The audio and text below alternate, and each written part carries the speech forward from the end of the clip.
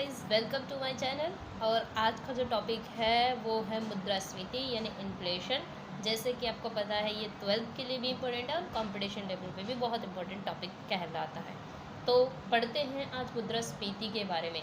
दीर्घकाल में जो सामान्य स्तर में वृद्धि बन जाए, मतलब ऐसा कि लंबे समय तक क्या हो कि हमारी कीमतें लगातार बढ़ती रहे।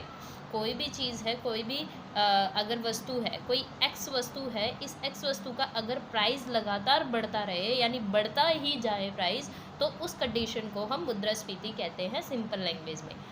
मुद्रा मतलब मुद्रा का मान क्या हो जाए, कम हो जाए, लेकिन मुद्रा ज़्यादा हो और वस्तु में कमी आ जाए। मुद्रास्फीति का मतलब क्या होता है, सिंपल से लैंग्वेज में समझते हैं।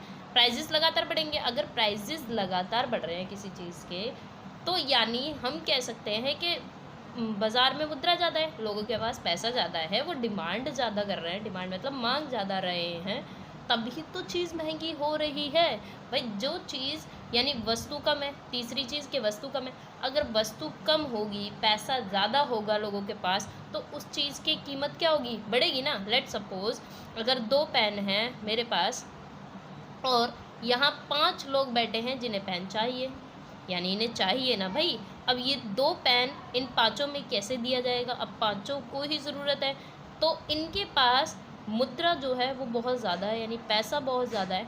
तो ये कहेगा, ये मानो एक्चुअल में इस पेन की कॉस्ट 20 रुपये थी, तो ये कहेगा मैं इस पेन को 25 रुपये में ख़रीदने को तैयार हूँ, लेकिन मुझे दे दो।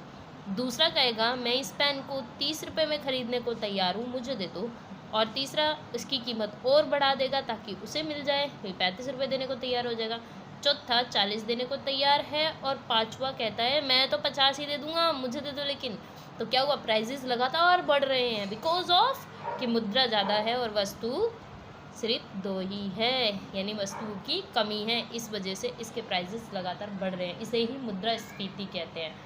अब बात करते हैं मुद्रा अपस्फीति की। किसकी बात कर लेते हैं, मुद्रा अपस्फीति। ठीक है, इसको इंग्लिश में कहते हैं डिस्फ्लेशन, डिसइंफ्लेशन या मुद्रा अपस्फीति की कंडीशन होती है जब मुद्रा पर नियंत्रण लगाकर बढ़े हुए मूल्य को, जैसे कि ये प्राइजेस जो बढ़े जा रहे थे लगातार, इन पर नियंत्रण कर और नियंत्रण भी कैसे, तो धीरे धीरे यानी एकदम से नहीं, धीरे धीरे इनके प्राइजेस को क्या करना पड़ेगा, कम करना पड़ेगा, उसे ही हम मुद्रा अपस्फीति कहते हैं। जब हमारे प्राइजेस लगातार बढ़ जाते हैं तो उनको नियंत्रित करने के बाद उनको घटाना, वो भी धीरे धीरे घटाना, क्या कहलाता है, अब इस मुद्रा अपस्फीति या विस्फीति कहलाती है। अगली बात कर लेते हैं, थर्ड बात कर लेते हैं हम अपस्फीति की। अपस्फीति, इसे डिफ्लेशन कहते हैं। क्या कहते हैं भाई, इसे डिफ्लेशन। अपस्फीति या डिफ्लेशन का मतलब क्या होता है, अपस्फीति और डिफ्लेशन।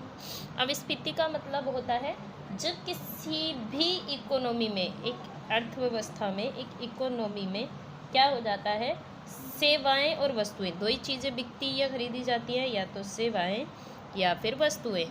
सेवाएं या वस्तुएं, इनकी अपेक्षा, जिन सेवाएं और वस्तुओं की अपेक्षा मांग कम हो जाए, यानी हमारी डिमांड कम हो जाए, इनकी अपेक्षा, ठीक है, क्या हो जाए, हमारी मांग कम हो जाए। तो जब किसी चीज़ की मांग कम होती है, सोचो कि 50 किलो टमाटर पड़े हुए हैं आपकी शॉप पे, आपकी एक टमाटर की शॉप है, ठीक है, किसकी, टमाटर की एक दुकान है, इस दुकान पे 50 किलो टमाटर पड़े हैं, लेकिन पूरे दिन में डिमांड सिर्फ 20 केजी की होती है। तो आप क्या करोगे, एट लास्ट रात के समय जब नाइट हो जाएगी तो आप सोचोगे इस चीज़ को मुझे बस बेचना है कैसे तैसे, तो 30 किलो टमाटर के प्राइजेस क्या कर दोगे, कम कर दोगे, सस्ते में बेचने की कोशिश करोगे। तो जब कीमतें घटने लगती हैं, इसे ही हम अपस्फीति यानी डिफ्लेशन का नाम देते हैं। ओके, अपस्फीति के बाद आते हैं, एक और पॉइंट है जिसे बोलते हैं मुद्रा संस्फीति। मुद्रा संस्फीति क्या होता है, मुद्रा संस्फीति यानी रिफ्लेक्शन। क्या होता है, रिफ्लेक्शन। मुद्रा संस्फीति क्या करती है, ये जो हुई अपस्फीति थी, ये जो अपस्फीति हुई थी, इस अपस्फीति को नियंत्रण करना, इस अपस्फीति को कैसे कंट्रोल किया जाए, नियंत्रित कैसे किया जाए, जिसमें कि वस्तुओं के जो घटे हुए मूल्य थे, यहाँ पर क्या हो गया था, प्राइस कम हो गया था ना, इस घटे हुए मूल्य को धीरे धीरे घटाकर इस स्तर पर ला देना कि सामान्य स्तर हो जाए, यानी वो सही हो जाए, उस स्तर पे बिकने लायक हो जाए कि उस बेचने वाले को भी घाटा ना हो और ख़रीदने वाले को भी ज़्यादा वो ना हो।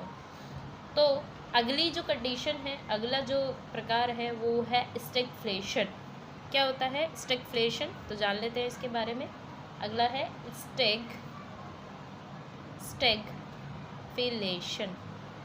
स्टैगफ्लेशन या फिर इसे कहते हैं निस्पंदन।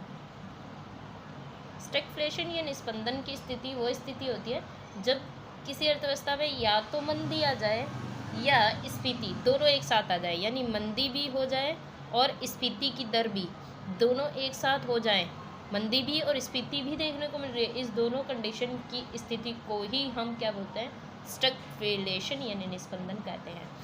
अगला है हमारा, अगला है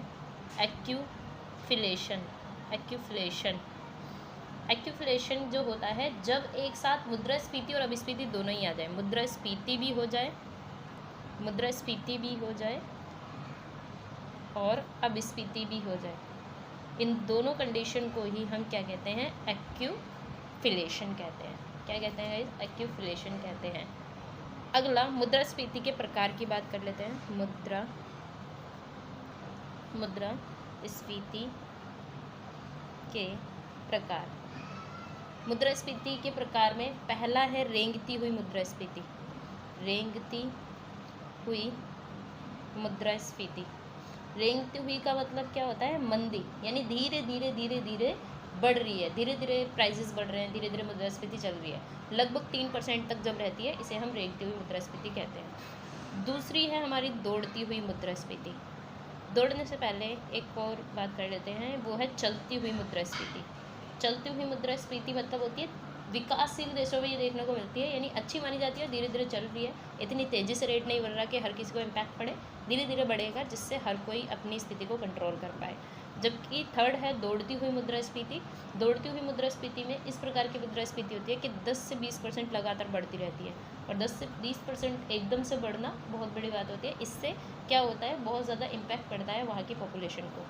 एंड थर्ड हो गई है। फोर्थ है हमारी कूदती हुई का मतलब होता है बहुत ज़्यादा तेज़ी से बढ़ जाती है, उत्पादन में वृद्धि नहीं हो पाती इसके कारण, क्योंकि जब प्राइजेस बहुत ज़्यादा बढ़ेंगे तो ख़रीदना भी लोग कम कर देंगे, जिससे प्रोडक्शन भी कम हो जाएगा।